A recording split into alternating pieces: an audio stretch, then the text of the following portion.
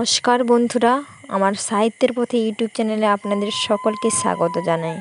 না, আজকে কোনো ক্লাসের পাঠ্য বইয়ের অন্তর্গত গল্প আলোচনা নয়। আজকে আমি যে ভিডিওটি নিয়ে এসেছি তাতে যে দিকটি ফুটিয়ে তুলতে চেয়েছি তা সত্যিই মননশীল, যাতে ছোট ছোট শিশুর হৃদয়ে মনুষ্যত্ববোধের চিন্তাধারা জাগরণের এক অনন্য প্রয়াস, যা আজকালকার সমাজে খুবই বিরল। তাই ভিডিওটি কেউ স্কিপ না করে শেষ পর্যন্ত দেখার জন্য অনুরোধ রইল। আজকের এই শিশু কিশোর শিবিরের মূল উদ্দেশ্য হলো চঞ্চল প্রাণের মননশীল প্রয়াসকে মেলে ধরার।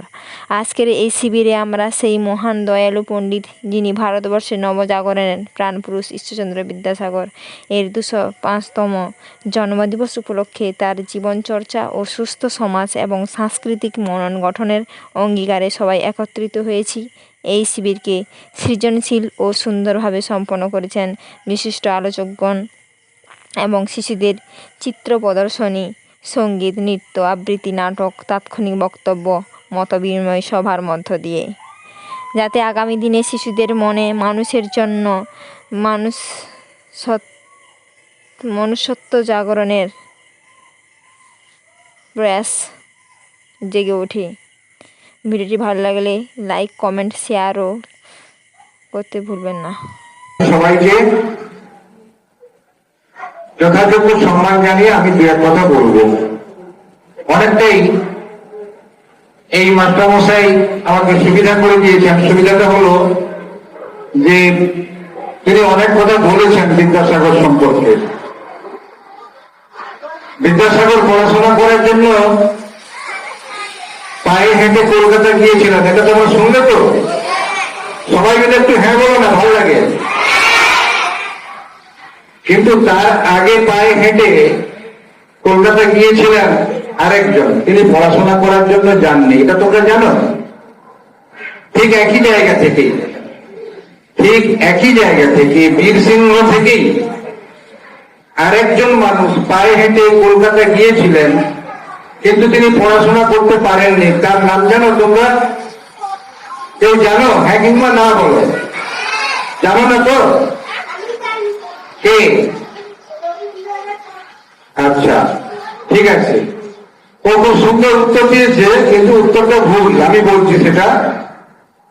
এখানে একজনের কথা থেকেই আমি কথাগুলো তোমাদের বলবো। তিনি এখানে অভিভাবক হিসেবে বক্তব্য রাখছিলেন। আমি খুব আবেগপ্রবণ হয়ে গিয়েছিলাম ওনার কথাতে। উনি যখন কেঁদে কেঁদে বক্তব্য রাখছিলেন, আমারও চোখে জল চলে এসেছিল। দেখো, সন্তানকে মানুষ করার জন্য বাবা মা কি কষ্ট করেন তোমাদের প্রথম বলবো। বিদ্যাসাগর যখন বিদ্যাসাগর হননি, তিনি ঈশ্বর আছেন, ছোট্ট ঈশ্বর, তখন তিনি পায়ে হেঁটে কলকাতা যাচ্ছেন। কিন্তু তার থেকে অন্তত 26-27 বছর আগে তার বাবাও পায়ে হেঁটে কলকাতা গিয়েছিলেন। তার নাম ঠাকুরদাস বন্দ্যোপাধ্যায়, তোমরা সবাই জানেন। তিনি সঙ্গে কি নিয়ে গিয়েছিলেন? ঈশ্বরচন্দ্রের সঙ্গে তার বাবা গেছেন, তাদের গ্রামের একজন গেছেন, তার মাস্টার মশাই গেছেন, 4 জন মিলে গিয়েছিলেন। কিন্তু ঠাকুরদাস গিয়েছিলেন একা, একটা কোদাল নিয়ে, কলকাতায় কাজ করবেন বলে। কলকাতায় তখন রাস্তাঘাট তৈরি হচ্ছে, তিনি রাস্তাঘাট তৈরি করবেন কোদালে মাটি কুপিয়ে নিজে। কেন গিয়েছিলেন? বাড়িতে বাবা মা ভাই বোন, বাবা ছিলেন না, বাবা ঘরছাড়া হয়ে গিয়েছিলেন, মা ছিলেন। একবার যদি রান্না হয় একবেলা, আর একবেলায় হওয়ার মতো চাল থাকতো না ঘরে। বুঝতে পারলে? এই যে কষ্টের সংসার, কি করে সংসার চলবে, কোত্থেকে আমার ভাই বোনেরা খাবে, আমার মা কি করে জোগাড় দেবে এদের, এই চিন্তা করে মাত্র 13-14 বছর বয়সের একজন যুবক তিনি কলকাতা চলে গেলেন পায়ে হেঁটে, গিয়ে সেখানে কাজ করছিলেন। বিদ্যাসাগর যখন তার নিজের জীবনী লিখেছেন, তখন তিনি এই কথাগুলো লিখেছেন। সেখানে কাজ করতে করতে তিনি একটা মুদির দোকানে কাজ পেয়েছিলেন, সেখানে 2 টাকা রোজগার করতেন। কোনোদিন কাজ থাকতো, কোনোদিন আবার থাকতো না। তখন তিনি কি করতেন? কোত্থেকে খাবেন, রাস্তায় ঘুরে বেড়াতেন, এমন দশা। মাথার উপরে রোগ, রাস্তায় রাস্তায় একদিন ঘুরছেন, কি খাবেন ঠিক নেই, কোনো পয়সা কড়িও নেই পকেটে, আর ভিক্ষাও করতে পারছেন না, তার মর্যাদায় লাগছে। এমন সময় তিনি একজনের দোকানে গিয়ে বলছিলেন, একটু জল দাও না, খাবো, চেষ্টা পেয়েছি। সেই দোকানি ছিলেন একজন মহিলা। তিনি ওই ব্রাহ্মণ ঠাকুরের মুখ দেখে বুঝতে পেরেছিলেন যুবকের যে সকাল থেকে কিছু খাওয়া হয়নি মনে হয়, মুখটা বলছিলেন, বাবা ঠাকুর তুমি সকাল থেকে কিছু খাওনি? তখন ঠাকুরদাস কেঁদে ফেলেছিলেন। তার কান্না দেখে তিনি প্রথমে কিছু মুরগি, কিছু খাবার দিয়েছিলেন, তারপরে জল দিয়েছিলেন বাতাসা দিয়ে, আর বলছিলেন যখন তোমার খিদে পাবে তখন তুমি খেয়ে যাবে। এই যে এতগুলো কথা বললেন স্যার, আমি সেখানে বেশি কথা বলবো না, শুধু একটা কথা বলবো যে বিদ্যাসাগর কেন এত দরদি হয়ে উঠলেন সকলের প্রতি, যে মেয়েদের পড়ানো দরকার, আমাদের দেশের শিক্ষার দরকার। কেন? প্রথম তার ভিতরটা কেঁদেছে, যেটা আমাদের এখন নেই খুব একটা, নেই। মনে করো তোমার ঘরের মধ্যে কারোর খুব কষ্ট হচ্ছে, জ্বর হয়েছে অন্তত, তুমি কি গিয়ে তাকে একবার জিজ্ঞাসা করছো যে কাকিমা বা মা বা বাবা বা পিসি, তোমার তো কষ্ট হচ্ছে কেন গো, তোমার মাথায় একটু হাত বুলিয়ে দেবো? এই জিনিসগুলো এখন আর সংসারে খুব একটা নেই, এটাও পর্যন্ত নেই। কিন্তু ঈশ্বর বাবার মুখে এই কথাটা শুনে তিনি লিখেছেন তার বইতে যে পিতৃদেবের মুখে এই হৃদয় বিদারণ উপাখ্যান শুনিয়া নারী জাতির প্রতি আমার প্রথম শ্রদ্ধা জন্মাইয়াছিল। হৃদয় বিদারণ উপাখ্যান, একজন খেতে পাচ্ছে না, তার মুখটা দেখে বুঝতে পারলো। এটা তো আজকাল খুব অভাব। এই যে তোমরা যারা বসে আছো এখানে নাচ করছো, কবিতা বলছো, গান করছো, কেন শিখছো? না মা বাবা বলেছে তাই শিখছো। কিন্তু বিদ্যাসাগর যেটা করতেন তাকে তার নিজেকে বলতো, ভেতরে ভেতরে বলতো যে এটা আমার করা উচিত, এটা আমার করা উচিত। এই যে অনুষ্ঠানটা এরা করছেন, এটা করছেন এই কারণে যে তোমাদের মধ্যে, নিজেদের মধ্যে বোধটা জন্মাবে যে আমি কি করব। মানুষের দুঃখ, কষ্ট, যন্ত্রণা এগুলো দেখে আমার ভেতরে আলোড়ন হবে কিনা। আজকাল এটা হয় না। আমরা অহরহ দেখতে পাচ্ছি যে বাবা কষ্ট পেলে কাকা কাঁদেন না, অথচ তারা দু ভাই। তোমরা দেখো, আমিও দেখি। আমরা দেখতে পাই পাড়া প্রতিবেশী কেউ মারা গেলে এখন একসঙ্গে জোটো হয়ে শ্মশানে নিয়ে যাওয়ারও পর্যন্ত মানুষ পেতে একটু কষ্ট হচ্ছে। এটা হচ্ছে দরদ বোধ। অথচ স্যার কি বললেন যে কলেরায় মারা যাচ্ছে মানুষ, কেউ তার কাছে যাচ্ছে না, বিদ্যাসাগর তাকে জড়িয়ে ধরে নিয়ে এটাকে পরিষ্কার করে তাকে হাসপাতালে নিয়ে যাচ্ছেন, আর না হলে নিজে ওষুধ দিচ্ছেন যে ভালো করছেন। এখানেই আমাদের বিদ্যাসাগরকে চেনা দরকার। বিদ্যাসাগরের অনেক বড় বিদ্যা ছিল, অনেক পড়াশোনা করেছেন, সেটা না জেনে তার মধ্যে কত বড় অন্তরটা ছিল, তার হৃদয়টা ছিল, এই সন্ধানটা আমাদের করতে হবে। তিনি কত বড় দুঃখী মানুষ ছিলেন, কত কষ্ট, কত যন্ত্রণা দিয়ে তিনি এগুলো করতেন।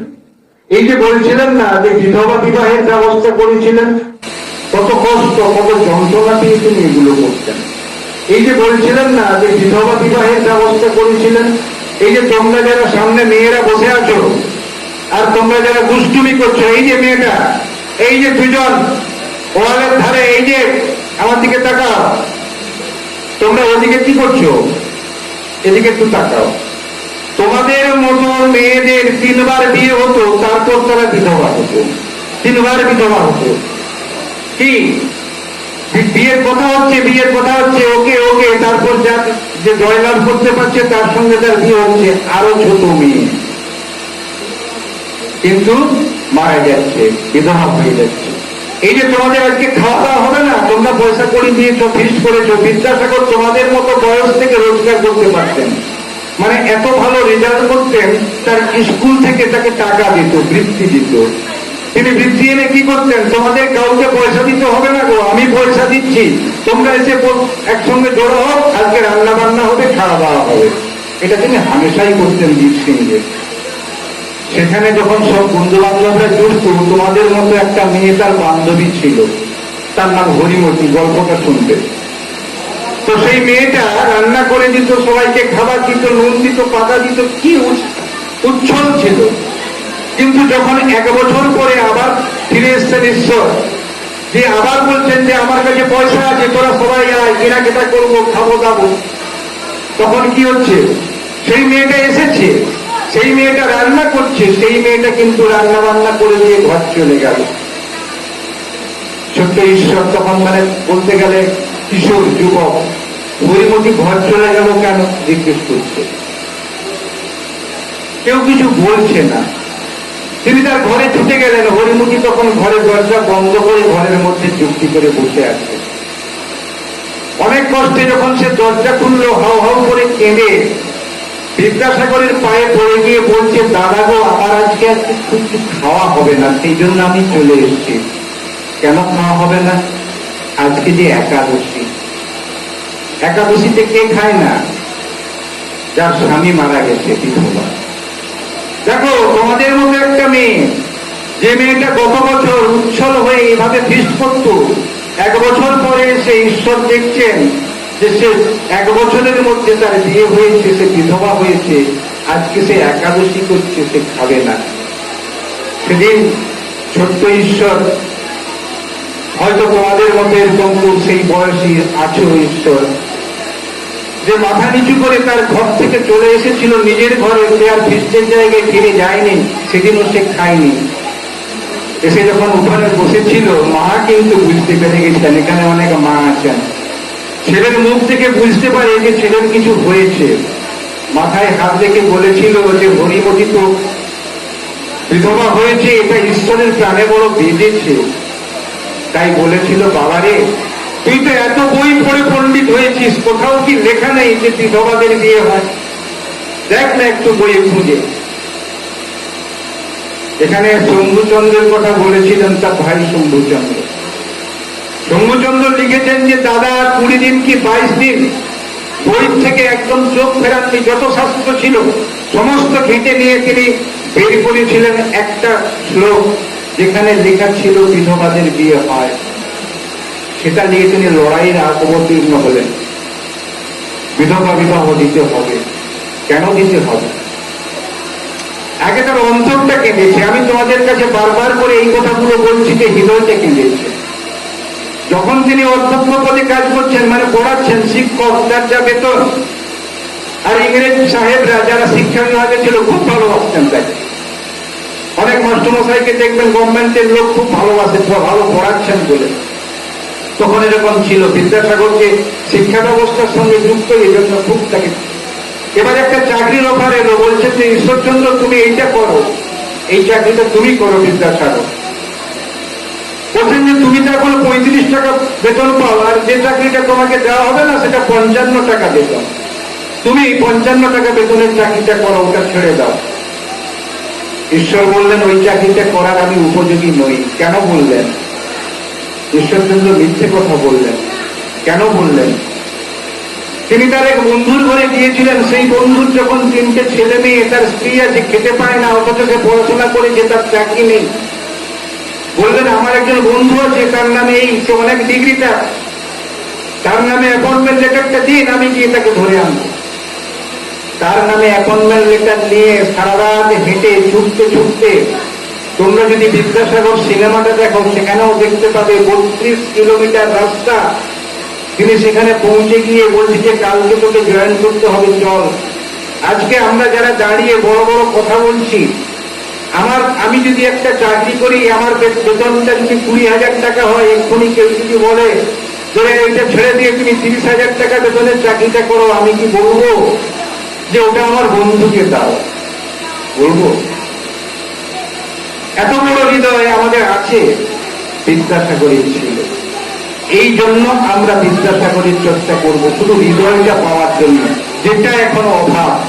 যেটা এখন মায়েদের মধ্যে অভাব, যেটা এখন বাবাদের মধ্যে অভাব, যেটা এখন তোমাদের মধ্যে অভাব। অত্যন্ত এখানে নাচ হচ্ছে, কষ্টকর, তোমরা স্কুলে পড়ো, তোমাদের আমি একটা স্কুলে গেছিলাম, যে কি দুঃখজনক ঘটনা আমি শুনে এসেছি, তোমরা শুনলে অবাক হয়ে যাবে, অবাক হয়ে যাবে। আমি তোমাদের কাছে বলছি এই কারণে যে এই জিনিস শুনলে তোমরাও আতঙ্কিত হবে। এই যে স্কুলের শতবর্ষ বা 50 বর্ষ 25 বর্ষ এখন পূর্তি হয় না, সেই পূর্তি উৎসবে তোমাদের মতো একটা মেয়েকে ভারত মাতা সাজিয়ে ট্যাবলো করার কথা ছিল। ওই যে রিক্সা করে নিয়ে যায়, মিছিল হয়, তো সে মেয়েটা ভারত মাতা সাজবে যখন শুনে নিয়েছি, আরেকজন মাস্টারমশাই বললেন, হ্যাঁ রে তুই না, ওই 8-এ পড়ে একটা মেয়ে, তাকে দিয়ে সাজাবো, আর ও মেয়েটা 7-এ পড়ে, ওই মেয়েটা মনে হয় ভালো পারবে তোর থেকে। কথাটা শোনো, গল্পটা যেদিন সাজানো হবে তার পরের দিন যে মেয়েটাকে সাজানো হয়নি সে কি করেছে, ইঁদুর মারা বিষ এনে 8-এর মেয়েটার জলের ভিতরে দিয়ে দিয়েছে, যাতে সে মারা যায়, দিলে আমি ভারত মাতা সাজব। এটা মিথ্যে ঘটনা নয়, সত্য ঘটনা। কোথায় গেছি আমরা? তোমরা তো ছোট, তোমরা কি এটা অনুভব করতে পারছো যে ওর নাচটা হয়ে গেল কেন, আমারটা হলো না? ওর আবৃত্তিটা হয়ে গেল কেন, আমারটা হলো না? আমরা তো নানান স্টেজে যাই, দেখিতে কত রকমের দ্বন্দ্ব, আমাদের বড়দের মধ্যেও দ্বন্দ্ব চলে। ওনাকে বেশিক্ষণ বলতে দেওয়া হলো, আমাকে দেওয়া হলো না। আমি বেশিক্ষণ তোমাদের সামনে বলবো না।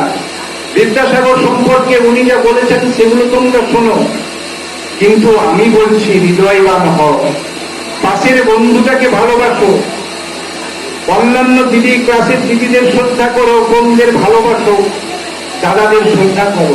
এটাই তো আজকে সব থেকে বড় অভাব আমাদের ভেতরে। আর এখানে যারা অভিভাবকরা আছেন, আপনাদের একটা কথা বলি, আপনারা বাচ্চাদের বলেন, এই মোবাইল ঘাঁটিস না, মোবাইল ঘাঁটিস না। কিভাবে বলছেন? নিজেরা যখন মোবাইলটা ঘাঁটছেন, ঘাঁটতে ঘাঁটতে বলছেন। বাচ্চারা আমাদের কথাই শেখে না গো, বাচ্চারা আমাদের দেখে তারপর শেখে। আমি কি বইটা নিয়ে পড়ছি যে বাচ্চা পড়ে না, বাচ্চা পড়ে না বলে আমরা অভিযোগ করি?